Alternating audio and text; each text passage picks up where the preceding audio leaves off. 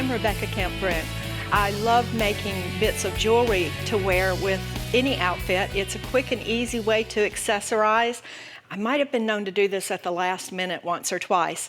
And I want to show you a couple of my favorite ways to use your sewing and embroidery skills to make some fun accessories that you'll never see anywhere else. The first thing I want to talk a little bit about is making a pendant, like this part of this necklace and this other necklace that I have over here. You can see that I've used different kinds of fabric. You can use anything from the lightest weight silks to heavyweight velvets, and you can experiment with different threads.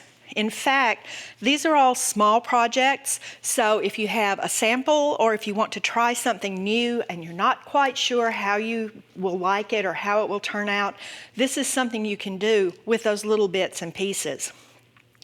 Now I'm going to start out with an embroidery design, and this is a piece of machine embroidered silk, and I have the design for it on a USB drive, which I can use either in my sewing machine when I actually do the embroidery, and this was on a larger piece of silk. I've cut it down so I can use it for the demo.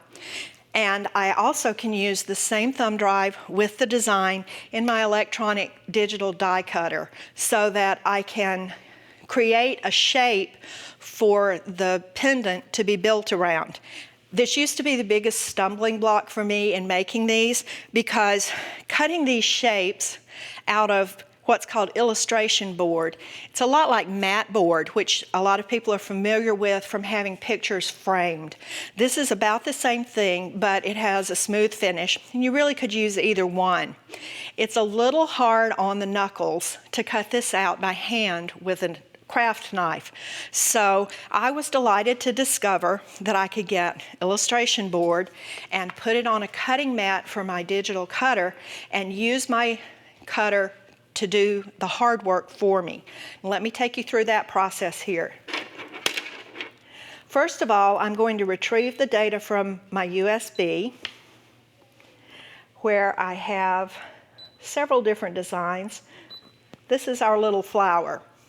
And then you have different choices. It's different choices to use for different purposes, and really what I'm going to use the embroidery design for today is just as to give me an idea of how big I need to make my background piece. So I'm going to choose the outline, and then when I touch OK, I'm not resizing this, and that's really important because we want it to embroider at the same size that it comes up on the screen of the die cutter. Then we touch OK, and then you can select different patterns if you are turning this into cutting information. I'm not, so I'm going to choose the most detailed one. I could use this for actually drawing with my die cutter. I can put a pin in it, but again, in this case, I'm just going to use it as sort of background to help me know how big I need to make my, my pendant piece. Then we hit OK one more time and set. And you can hardly see it here on the screen, but you'll find that you can go into Edit and you can increase the size so that you can see, this is at 200%, and you can see much better what design you're working with. Now we'll touch OK, and then I'm going to touch Add, and I'm going to select Pattern, and go into the shapes that are built into the cutter, and pick one that I want to use. And this time I'm looking for just a circle, so we'll scroll down till we get to the circle. And this displays the length and the width.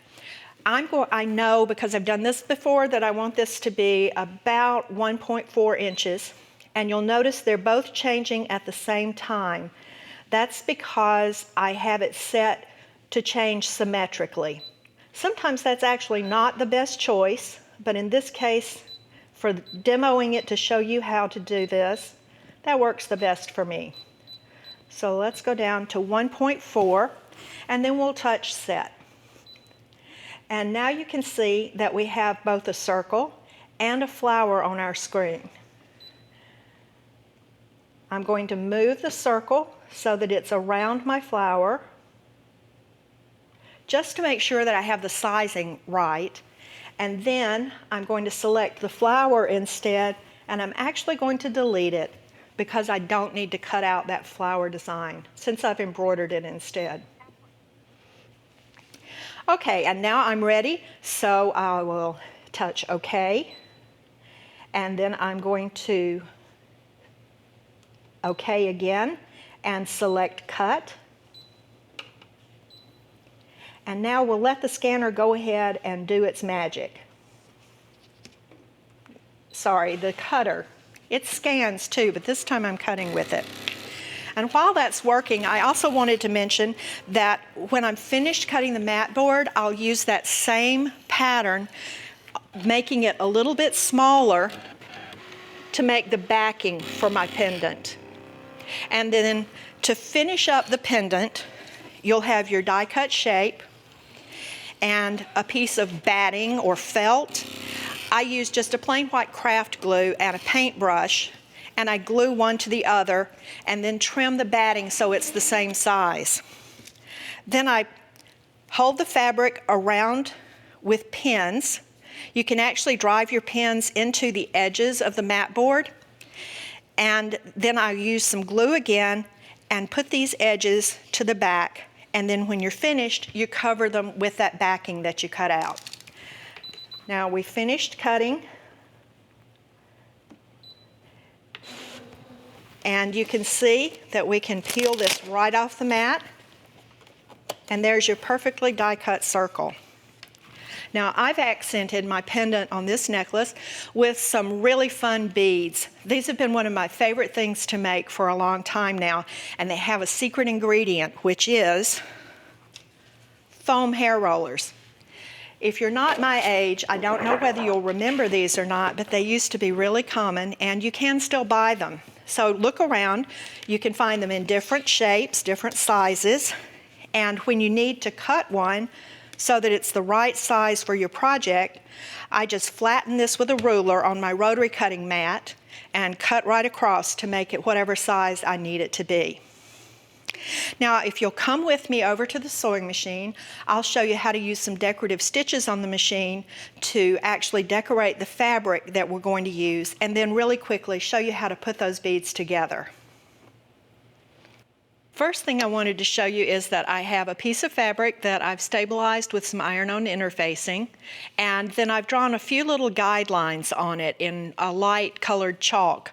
I didn't draw a lot of lines because I really hate having to remove them after. So what I'm going to do instead, and keep in mind that we need to cut ultimately a piece of fabric about this size. So this shows you about how much decorating you need to do for one bead. And all of the particulars will be on the website with measurements and so forth. So what I've done is I have set my sewing machine up. So if you look here, I have a guideline, and I've cut that on and made some adjustments to it so that the guideline is actually going to show me exactly where this stitch is going to be positioned. And that way I don't have to draw my line all the way across. Now all that's left to do is just pick a fun decorative stitch. Let's see.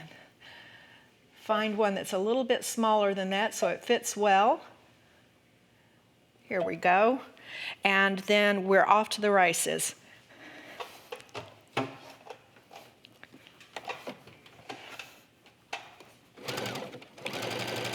And you can see that I keep my guideline focused on the mark that I put on my fabric, and that way I'm getting a nice straight line of stitching all the way across my bead fabric without having to make a lot of different marks on the fabric itself. And that's such a handy thing to be able to do.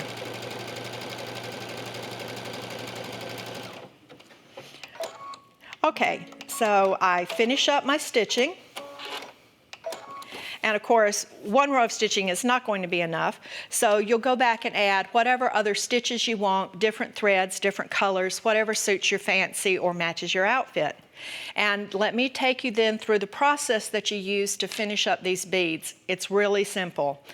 After you cut your rectangle of fabric, you're going to go to the ironing board and just press a scant 1/4 inch to the wrong side on both of the long edges. and then you'll sew the two short edges together with a 1/4 inch seam, and that makes this little tube. And when you decide exactly how long to make things, that will come from measuring the circumference and the diameter of your rollers. And again, that's all going to be in the handout on the website. Then after you turn your tube to the right side, this is the biggest hint that you need. This is my piece of foam hair roller, and I have a pair of tweezers. I'm going to put the tweezers through the tube and use them to grab the roller and squash it, and then it's really simple to just pull that into my tube. It's usually really simple when nobody's watching. So that's the best way to stuff them. Just grab and pull. And then when you have everything, your roller is tucked inside, you take a hand sewing needle and make gathering stitches and pull them up to finish the ends of your bead. The hole in the fabric roller and the hole in the middle of the bead is what you string through, and you can combine this with your pendant, with purchased beads, or whatever suits your fancy. And then you have a unique piece of jewelry that you'll never see anybody else wearing.